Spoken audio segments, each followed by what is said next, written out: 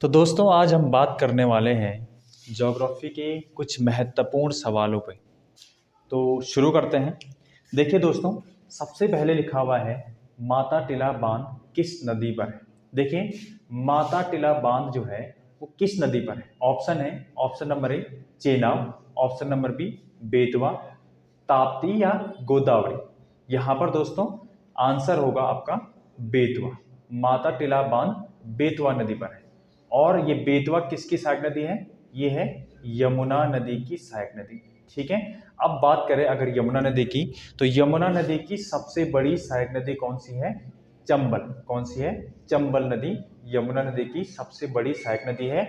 और ये ध्यान रखना है कि चंबल नदी पर एक परियोजना है, चंबल परियोजना। ठीक है, चंबल परियोजना जो आपकी एमपी और राजस्थान में आपकी पड़ती है। ठीक है, चंबल नदी का उद्गम कहां से होता है? महू से होता है। और ये याद रखना किस पठार में बहती है? मालवा के पठार में बहती है। कहां पर बहती है? देखिए जरा, मालवा के पठार में बहती है। तो चंबल नदी का उद्गम कहां से हुआ? महू से। मालवा के पठार में बहती है। चंबल नदी किसकी सबसे लंबी सहायक नदी है? यमुना की। ठीक है। और यमुना की जो सहायक नदी बेतवा है उस पर कौन सी परियोजना है? माता टिला बांध। यहां पर दूसरा जो ऑप्शन यहां पर दिया हुआ है चेनाब। दोस्तों चेनाब नदी पर आपकी परियोजनाएं हैं। एक है सलाल, एक क्या है? सलाल, सलाल। एक है बगलिहार। कौन सी है? बगलिहार। एक है दुलहस्ती। कौन सी है? दुलहस्ती। ठीक है, ध्यान रखना है कौन कौन सी परियोजनाएं हैं चंबल नदी पर, चेनाब नदी पर। सलाल, बगलिहार और दुलहस्ती। ठीक है। ताप्ती नदी पर दो परियोजनाएं, एक है काकरा पारा। कौन सी है? काकरा पारा। और दूसरा कौन सा है? उकाई परियोजना। कौन सा है दोस्तों? काकरा पारा और उकाई परियोजना। और गोदावरी नदी पर, गोदावरी नदी पर है जायकावाड़ी, जायकावाड़ी। और दूसरी एक परियोजना है पोचमपाल। ध्यान रखना दोस्तों, ये जो है मैंने आपको सारी परियोजनाएं बता दी हैं। बेतवा नदी पर एक और परियोजना है, ध्यान रखना है लक्ष्मीबाई। कौन सी है? लक्ष्मीबाई परियोजना। ठीक है, लक्ष्मीबाई परियोजना भी आपकी बेतवा नदी पर है। ठीक है। यमुना नदी को सबसे ज्यादा जल देने वाली नदी कौन सी है? टोंस नदी। कौन सी है? टोंस नदी, जो रूपीन और सुपीन दो नदियों के मिलने से बनती है। ठीक है। अब देखिए अगला क्वेश्चन देखते हैं। 2011 की जनगणना के अनुसार सबसे अधिक अनुसूचित जाति, क्या पूछा गया है? अनुसूचित जाति प्रतिशत वाला राज्य, परसेंटेज पूछा गया है कि भाई हमारा जो है जो अनुसूचित जाति है उसका प्रतिशत सर्वाधिक किस राज्य में है। तो देखिए अगर पूछेगा कि 2011 की जनगणना के अनुसार अनुसूचित जाति का पॉपुलेशन सबसे ज्यादा कहां पर है, तो कहां पर हो जाएगा? उत्तर प्रदेश। उत्तर प्रदेश जनसंख्या के हिसाब से सबसे ज्यादा अनुसूचित जाति उत्तर प्रदेश में है, जबकि प्रतिशत के हिसाब से कहां पर है? पंजाब में। और दूसरे नंबर पे कौन सा जाएगा यहाँ पर? हिमाचल प्रदेश। अगर प्रतिशत के हिसाब से अनुसूचित जाति के बारे में बात करें तो पहले नंबर पे है पंजाब, दूसरे नंबर पे हिमाचल प्रदेश। और अगर जनसंख्या के हिसाब से बात करें तो उत्तर प्रदेश में सबसे ज्यादा आपको अनुसूचित जाति मिल जाएंगी। और सबसे कम कहाँ पर है? मिजोरम में। मिजोरम में चाहे हो प्रतिशत के हिसाब से या जनसंख्या के हिसाब से, दोनों के हिसाब से, दोनों के हिसाब से सबसे कम अनुसूचित जातियों का यहाँ पर आपको मिल जाएगा मिजोरम में, प्रतिशत के हिसाब से भी और जनसंख्या के हिसाब से। ठीक है। चलो अगर पूछेगा सबसे ज्यादा लिंगानुपात इसका कहाँ पर है, यानी अनुसूचित जाति का सर्वाधिक लिंगानुपात कहाँ पर है, तो ये हो जाएगा आपका केरल। ठीक है। नंबर नेक्स्ट क्वेश्चन देखते हैं दोस्तों। 8 डिग्री चैनल किसको अलग करता है या अलग करता है, किस किस के बीच में है? देखिए 8 डिग्री चैनल किस किस के बीच में है, तो जो 8 डिग्री चैनल है वो कहां पर है? मिनिकॉय और मालदीव। मिनिकॉय किसका भाग है? मिनिकॉय है लक्षद्वीप का भाग। ठीक है, लक्षद्वीप का एक द्वीप है मिनिकॉय, और मिनिकॉय और मालदीव के बीच में आपको 8 डिग्री चैनल मिल जाएगा। ठीक है। अच्छा, अंडमान और निकोबार के बीच में जो चैनल है वो कौन सा है? वो है 10 डिग्री चैनल। कौन सा है? 10 डिग्री चैनल। अंडमान निकोबार और इंडोनेशिया के बीच में 6 डिग्री चैनल। कौन सा है? 6 डिग्री चैनल, जिसे क्या बोलते हैं?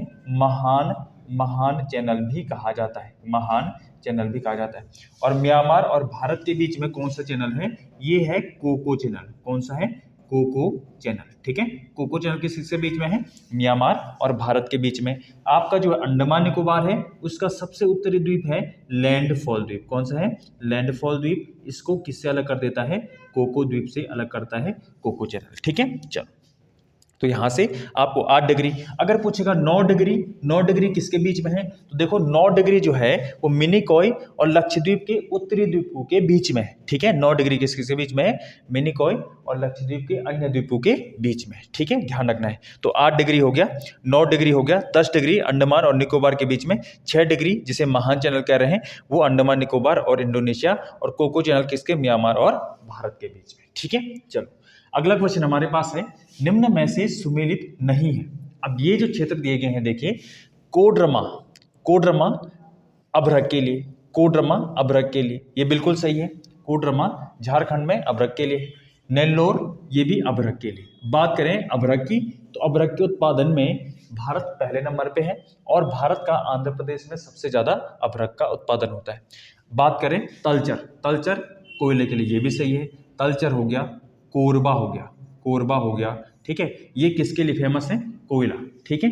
कुद्रेमुख, कुद्रेमुख सोना, ये गलत है। कुद्रेमुख किसके लिए फेमस है?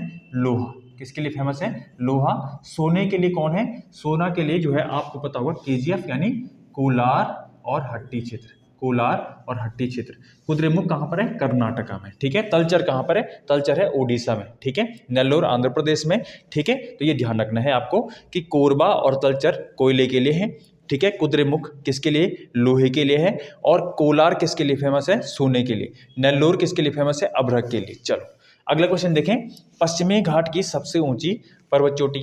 देखो, पश्चिमी घाट की सबसे ऊंची पर्वत चोटी, जो कि दक्षिण भारत की भी सबसे ऊंची पर्वत चोटी है। क्या बोला मैंने? जो कि दक्षिण भारत की भी सबसे ऊंची पर्वत चोटी है, वो कौन सी है? अन्नाईमुड़ी, ठीक है। अन्नाईमुड़ी पश्चिमी घाट और दक्षिण भारत की सबसे ऊंची पर्वत चोटी है। अगर बात करें दोदा बेटा, तो दोदा बेटा किसकी है?